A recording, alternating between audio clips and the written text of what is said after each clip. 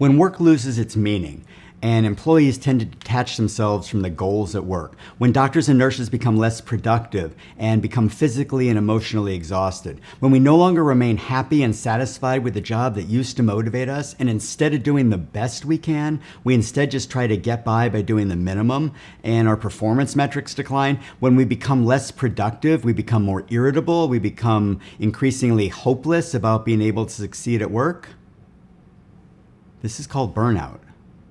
My name is Brian Silverman. I'm a critical care physician who's also interested in teaching others how to improve the culture and operational side of hospital leadership.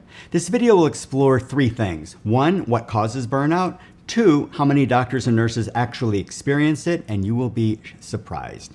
And 3, I'll present 5 strategies that both employees and leadership can implement almost immediately to help prevent burnout from ever occurring.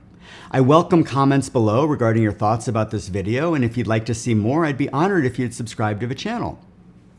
Okay, so burnout is a state of physical and mental exhaustion. It's caused by an ongoing exposure to some type of prolonged state of stress in the workplace. It results in you feeling emotionally drained. You no longer feel successful, and you frequently experience an inability to reach your goals. Work loses its meaning, and workers become emotionally, exhausted. Instead of people enjoying and looking forward to coming to work, they soon dread it. And when they interact with others, they often become irritable and pessimistic. They start doubting themselves, and they often start to feel empty inside. Burnout can literally affect your physical health as well, leading to fatigue, insomnia, and unfortunately, sometimes an increased reliance upon alcohol and other substances. Unfortunately, burned out nurses and doctors also tend to, unfortunately, make really poor decisions at work. And regrettably, that oftentimes means that patient care is affected. Our interactions with patients may become more short and less empathetic. Patients may view our interactions as curt and rude, as we're willing to spend less and less time talking to them and answering their questions. Nothing ever good comes from being burned out at work. Okay, so what causes burnout? Well, as it turns out, there are many causes of burnout. But so that this video doesn't turn into a 4-hour lecture, I'll focus on what, in my opinion, are the 3 most common causes of burnout. The first is loss of control. Now, one common cause of burnout relates around an employee losing their ability to have the autonomy to make important decisions on their own. As a frontline employee, like a nurse or a doctor, you need a certain level of autonomy to be able to interact with patients and solve problems near instantaneously. If a hospital prevents this by instituting too many rules, or by requiring you to always get permission to take a certain action, if this happens over and over again, it can result in feeling burned out. Now, loss of control can also apply to managerial tasks, such as having no say over your schedule or your workload, or which hospital ward you get floated to. Anything that prevents a feeling of autonomy can ultimately lead to burnout. And then there's inadequate leadership, the second factor. There are many things that can cause people to feel burned out at work. One of the main causes in this case is that employees often feel that they've given their all. They've given 100% to an organization for years in some instances, but they just don't feel that that organization is giving back 100%. As nice and as polite as you are as an employee, maybe you work for a somewhat aggressive boss who micromanages everything. Day after day, week after week, month after month, the stress from this type of exposure adds up. And finally, there are time management issues and staffing shortages. Anyone in healthcare knows that there's an underlying supply-demand mismatch. Specifically, there just isn't enough time in the day to spend as much time as you'd like to with your patients. And when you do have time, there's so much paperwork to do and phone calls to triage that your time management skills often get thrown into overdrive. It becomes very challenging to feel good about being a doctor or a nurse if you need 15 minutes to talk to a patient, but because of the conflicting tasks, you only get 6 minutes. And don't forget to mention staffing shortages in hospitals, because when you don't have enough nurses to cover a shift and nurses have to cover extra patients, and they don't get to spend as much time as they need doing the best job they can, patient care unfortunately suffers. Okay, so how big of a problem is burnout? As it turns out, almost half of all doctors and almost half of all nurses are burned out. Almost half. This is huge. This is a huge problem in healthcare. Forget all of the metrics that we use to measure to ensure patient satisfaction and safety. If half of all doctors and nurses aren't even happy with their jobs, think of a toll that that takes on patient safety. If we could develop some strategy to unburn burned out employees back to being happy and productive at work, think of how well all the other metrics would also improve.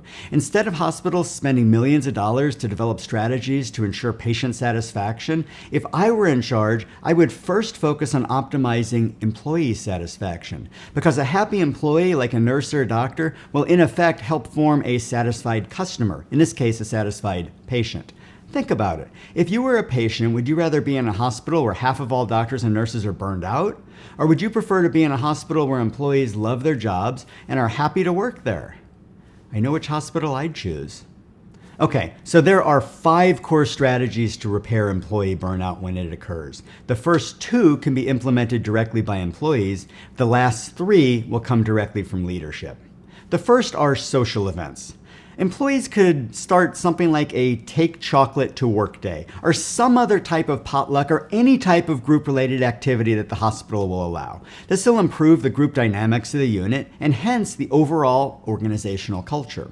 Now, by encouraging employees to bring in food or any type of group activity, when employees then have a break and can share even just a few minutes interacting with each other, this type of activity almost bridges the gap between work-life balance. It's by engaging more in a relaxed professional environment as opposed to a strict employee relationship. This type of social event almost makes one feel less like you're at work and more like you just have a few minutes to just relax and develop a professional relationship with your colleagues.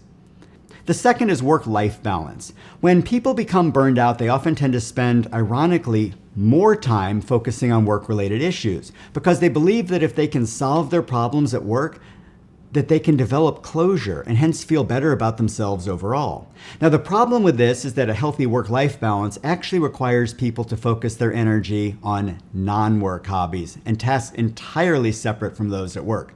This type of mind shift, or rather what some would call a distraction, allows your brain to focus on an entirely different set of goals and objectives and allows you to basically reset. So when you do return to work, you'll return more refreshed and more open to face the tasks before you.